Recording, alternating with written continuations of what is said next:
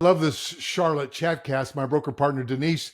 Denise, I'm glad we talked about that, about why they need a buyer agent. But what do you do with people that connect with you?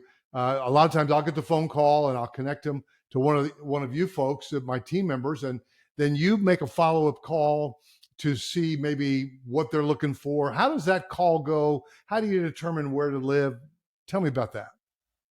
I really like to get on the call after usually our buyers are out of town, so I'll get on a call and I just like to connect with them, get to know them a little bit, kind of find out where it is and what it is that they would think they would like to Mhm. be in. Like if somebody's downsizing, would they like to be in a 55 plus active adult community? And do they want like one that's got all the amenities, or something that's just a little smaller, quieter, more boutique community?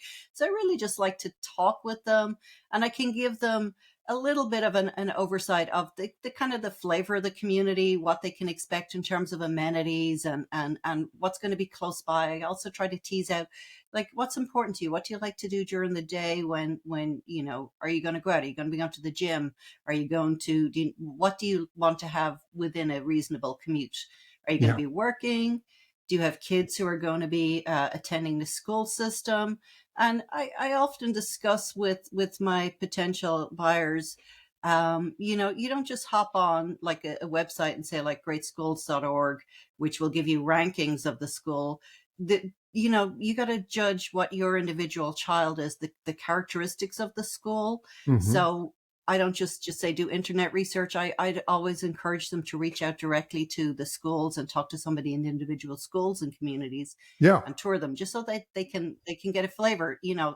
An internet rating is not the be all and end all of the character of I, something I, like that. So I I had a think buyer it's from yeah, I had a buyer from Denver. The husband stayed home with the baby, and the wife came, and we spent a couple of days, and we were looking in Millbridge, Waxhaw, and of course everybody's talking about the Cuthberts mhm, in schools, and then there was that one dividing line, and those now yeah. at a different school.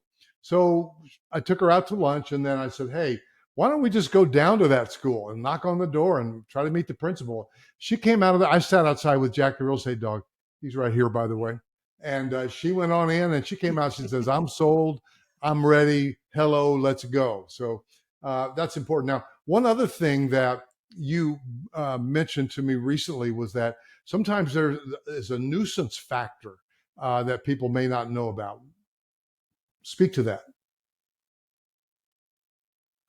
You remember what I Yes. So, mean? so Yeah. for example, like both we have two larger lakes. Yeah, we got two larger lakes in the area, Lake Norman, Lake Wiley. Both of those have a nuclear power plant on them. Most people don't care, but I always like to let potential buyers know up front that Hmm. that could happen.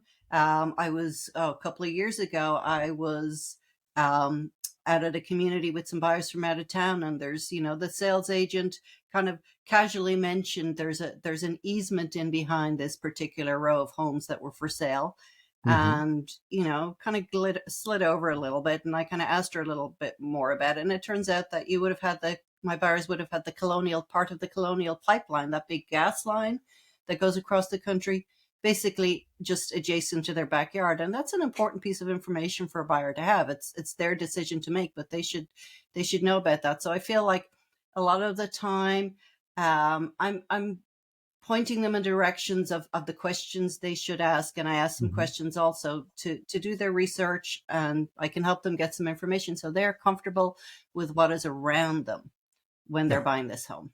I like that website called Plot Scan, Yeah. PLOTSCAN.com, where you can like plug in an address and see, hey, when the last tornado was coming and like, where if there is a Hmm. nuclear plant, that type of thing. I remember something you did one or time. or We were, if you're go ahead. I was going to say that there's just so many like little hazards that you don't generally know about until even in my area, stuff that I wasn't aware of. Once I hopped on that website, I was like, oh, that's there. Who knew? I was interested, and I think of you related to sort of the Indian Land, Fort Mill area. Of course, we all sell everywhere, North and South Carolina, but Yeah. you were kind of taking ownership of that. I teased you about being the mayor of Indian Land, but you discovered in this one neighborhood there was some green space, some trees, and you got out your little lot walking boots out and found a. What'd you discover down there? Yeah. Remember? There was an old cemetery. There was a Yeah. cemetery. It was from I think it was finished up around the 1920s. It wasn't quite as historical or as dramatic as we thought it could be. I think we were speculating it could have been old Indian Yeah. burial ground or something, but it wasn't anything quite as Well, dramatic as that. But it was in a neighborhood. It was a small little graveyard in a wooded area. If you didn't poke your nose in behind the trees, you would never know it was there. and not everybody has their cute little lot walking boots in the back of their car, but you do. Hey guys, we're on this Charlotte They're not. Chatcast. They're far from cute. Guys, we're on They're the very Charlotte muddy. Chat. The Charlotte Chatcast is also available on YouTube Music if you want just the audio version.